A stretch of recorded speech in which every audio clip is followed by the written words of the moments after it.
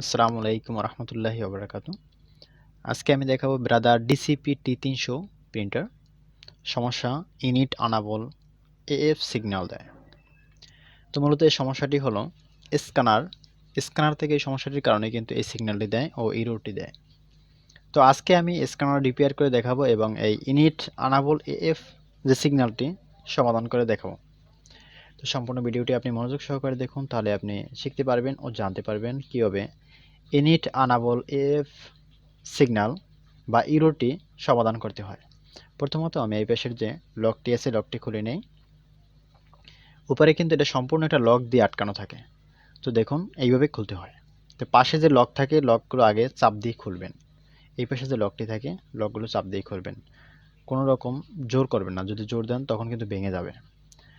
তো খোলার পরে আমি এখানে দেখুন এই যে রেবনটি টানা আছে, এই রেবনটি মূলত হলো স্ক্যানার সম্পূর্ণ যে স্ক্যান নেয়, তো এই রেবনটি থেকে নেয়। আর এই যে রেবনটি দেখতেছেন এই রেবনটি হলো পাওয়ার রেবন।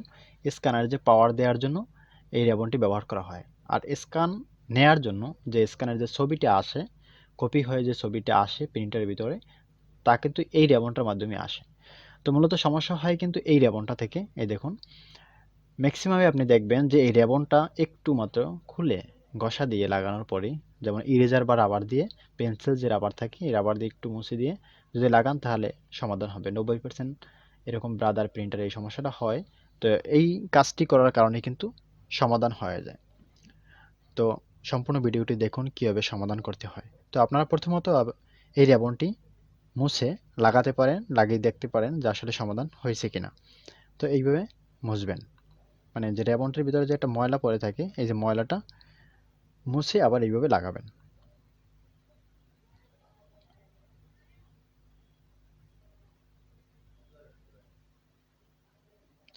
এভাবে লাগাই দেখবেন যে আসলে সমাধান হয়েছে কিনা।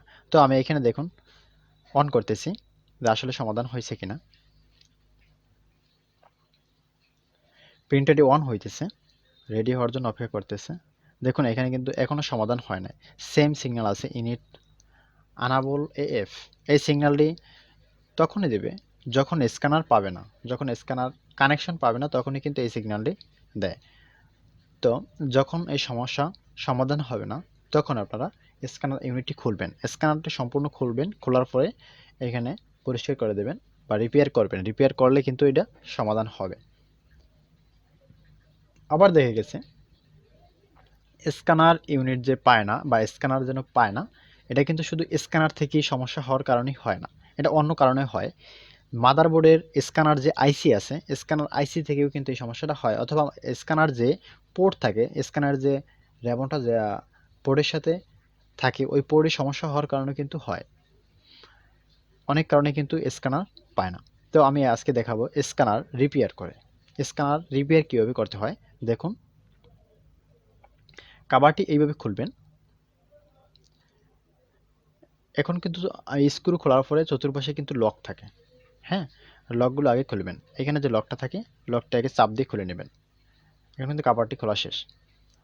আমি এখন লকটি খুলে নিতেছি। কাভারটি খুললাম। কাভারটি খোলার পরে দেখুন এখানে কি আছে, স্ক্যানার ইউনিট আছে, বেল্ট আছে এবং রেবন আছে। এই যে একটা স্প্রিংয়ের মাধ্যমে বেল্টে কিন্তু আটকানো থাকে, হ্যাঁ। এরপরে দেখুন এই পাশটাতে এইভাবে আপনারা দেখতে পারেন যে টান দিয়ে আসলে বেল্টটি কোনো সমস্যা আছে কিনা, বেল্টটি এই পাশে ঢিল আছে কিনা বা এক পাশে আসার পরে জ্যাম হয়ে থাকে কিনা, ওই পাশে যায় কিনা, মানে ইজিলি আছে কিনা, এইভাবে আপনারা টান দিয়ে দেখতে পারেন। এখন দেখুন এইখানে যে পেনিয়াম আছে,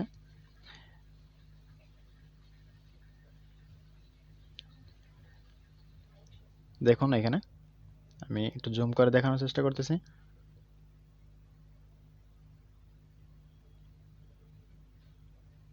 এই যে পেনিয়ামটি, এই পেনিয়ামের কারণে কিন্তু হয়। এই পেনিয়াম যখন ঘুরতে না পারে তখন কিন্তু এই স্ক্যানার পায় না, মানে স্ক্যানার ইরর দেয়। কারণ এটা সম্পূর্ণ ইজিলি থাকতে হবে, যখন ও যেরকম সিগন্যাল দেবে ওই সিগন্যাল অনুযায়ী কাজ করতে হবে। এই পেনিয়াম খুলে দেখবেন যে আসলে এখানে কোনো কিছু আছে কিনা, পরে আছে কিনা, বা এই যে বেল্ট থাকে, বেল্টে কোনো দাগ কাটা সমস্যা হয়েছে কিনা বা থেতলে গেছে কিনা, যে এই সমস্যা আসলে আছে কিনা সম্পূর্ণ মানে খুঁটিনাটি বিষয় আপনি চেক করবেন। তাহলে আপনার প্রিন্টার স্ক্যানার যদি কোনো সমস্যা হয় থাকে আপনার চোখে এমনিতেই পড়বে। এই পাশের যে সেন্সরের যে লকটি থাকে এই লকটি আগে খুলে নেবেন, কারণ এটা পড়ে যেতে পারে, এটা একটু হালকা থাকে। তো দেখুন এইখানে ইউনিটের নিচে কিন্তু র্যাবনটি থাকে, যে র্যাবনটি মাদারবোর্ডের সাথে কিন্তু স্ক্যানার ইউনিটের সাথে অ্যাডজাস্টেড। এই ইউনিটটি খোলার পরে এই যে র্যাবনটি এইভাবে সাবধানে খুলবেন। খোলার পরে এইটাও কিন্তু ঘষা দিয়ে একটু যদি ময়লা থাকে ময়লাটি পরিষ্কার করার চেষ্টা করবেন। আমি চাকু দিয়ে পরিষ্কার করতেছি, এভাবে পরিষ্কার করবেন। আবার যদি উপরে বাড়তি আসে, চাকু দিয়ে টান দেওয়ার পর উপরে কিন্তু একটা বাড়তি আবরণের মতো আসবে। তো বাড়তি আবরণটি এইভাবে চাকু দিয়ে আপনারা কেটে দিতে পারেন, বা বাড়তি আবরণটি এরকম ঘষে উঠিয়ে দিতে পারেন। দেখুন আমি আবার স্ক্যানার ইউনিটটি কিন্তু লাগাইতেছি। সবচেয়ে ভালো হয় যদি আপনার কাছে স্ক্যানার ইউনিটের র্যাবন থাকে, র্যাবনটি চেঞ্জ করে দিবেন, তাহলে 100% ওকে হয়ে যাবে। তো যদি না থাকে তো সেক্ষেত্রে আপনারা কি করবেন, দেখা গেছে আপনার তো সার্ভিস সেন্টারে নিয়ে যাবেন, তারপরে কিন্তু র্যাবন পাবেন। হ্যাঁ, কিন্তু যদি সার্ভিস সেন্টার না নিয়ে যান তখন কিন্তু র্যাবন পাবেন না। তো দেখুন এখানে যে বেল্টটি আছে, বেল্টটি কিন্তু এই লকের মাধ্যমে আটকানো আছে। এই দেখুন এই যে বেল্টটি আছে, তখন কিন্তু বেল্টটি আপনারা ঘুরিয়ে দেবেন, এক পেজ সামনে ঘুরিয়ে দেবেন, কারণ অনেক সময় দেখা গেছে বেল্টের কয়েকটা যে দাগ কাটা আছে, দাগ কাটা যদি থেতলে যায় তখন কিন্তু ওইখান থেকে আর আসতে পারে না। এই জন্য একটু সামনে ঘুরিয়ে দিলে তখন আবার বেল্টটি কাজ করবে। তো এরকম লকটি আবার লাগিয়ে নেবেন। তো যে কথাটি বলতেছিলাম যে স্ক্যানারের যে র্যাবন, র্যাবন যদি আপনার কাছে না থাকে তখন কি করবেন, তখন এই মেথড আপনারা ইউজ করতে পারেন। আর যদি থাকে তো আলহামদুলিল্লাহ, তো আপনারা চেঞ্জ করে দিবেন।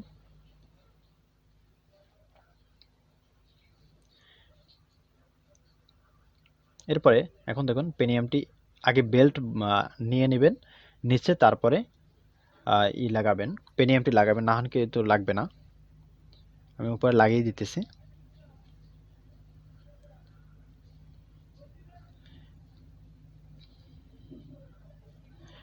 এই যে রড বা দিক নির্দেশনার জন্য যে এটা রড ব্যবহার করা হয়েছে এটা কিন্তু লাগাবেন। তবে হ্যাঁ, এর আগে আপনি আরেকটা কিছু ব্যবহার করতে পারেন।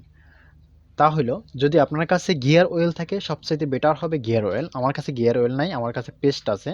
এটা লেজার প্রিন্টারের পেস্ট ব্যবহার করা হয়, এই পেস্টটি আছে, এই পেস্টটি কিন্তু ভালো কার্যকরী। এই পেস্টটিও আপনারা দিতে পারেন। যদি সবচেয়ে ভালো হয় যদি গিয়ার অয়েল থাকে, গিয়ার অয়েলটি ব্যবহার করবেন। হ্যাঁ, গিয়ার অয়েল হতে হবে কিন্তু প্রিন্টারের গিয়ার অয়েল ব্যবহার করবেন, অন্য কোনো গিয়ার অয়েল ব্যবহার করবেন না। দেখা গেছে সেলাই মেশিনের অনেকে অয়েল ব্যবহার করেন, কিন্তু তা ব্যবহার করবেন না, কারণ ওইটা অনেক পাতলা হয়। ওইটা লাগানোর ফলে কিন্তু আপনার প্রিন্টারের সমস্যা হতে পারে। অবশ্যই কেয়ারফুলিভাবে লাগাবেন এবং গিয়ার অয়েল ওইটাই ব্যবহার করবেন, প্রিন্টারের গিয়ার অয়েল। অথবা আপনারা এই যে পেস্টটি আমি ব্যবহার করছি এই পেস্টটি আপনারা ব্যবহার করতে পারেন। তো এইভাবে আপনারা ঘুরিয়ে দেখবেন যে আসলে এই দিক থেকে ওই দিকে কাজ করে কিনা। যদি এর পরেও এরকম রিপেয়ার করার পরেও যদি আপনার সমস্যা থেকে থাকে, তাহলে মাস্ট বি মনে করতে হবে আপনার যে মাদারবোর্ড থেকে সমস্যা। দেখুন এখানে আরও একটি সমস্যা, এইটাও আপনারা সমাধান করার চেষ্টা করবেন। আমি এখানে সমাধান বলতে এখানে যে গাম দেয়া আছে যার কারণে আমি উঠাইতেছি না, আমি যে এটা দেখাইলাম এখানে কিন্তু মোছা দিয়ে পরিষ্কার করবেন, তাহলে কিন্তু সমাধানটা ভালো হবে। এরপরেও যাদের এই সমস্যাটি থাকবে, যে ব্রাদার DCP-T300 বা অন্যান্য যে মডেলের যে স্ক্যানার যে প্রিন্টার থাকে, যদি সমাধান না হয় তাহলে অবশ্যই মনে করবেন যে মাদারবোর্ড থেকে সমস্যা, মাদারবোর্ডটা তখন রিপেয়ার করবেন। আর যদি আপনার কাছে স্ক্যানার র্যাবন থাকে অবশ্যই রিপেয়ার চেয়ে আপনি স্ক্যানার র্যাবনটি চেঞ্জ করে দেবেন, তাহলে ভালো হবে। তো আমি স্ক্রু লাগাইতেছি। আমার কিন্তু স্ক্যানারটি সম্পূর্ণরূপে রিপেয়ার করা শেষ, এখন কানেক্ট করব, কানেক্ট করে প্রিন্ট করব। আজকের ভিডিও এই পর্যন্তই ছিল। পরবর্তী ভিডিও দেখার আমন্ত্রণ জানিয়ে এখানেই বিদায় নিচ্ছি। আল্লাহ হাফেজ।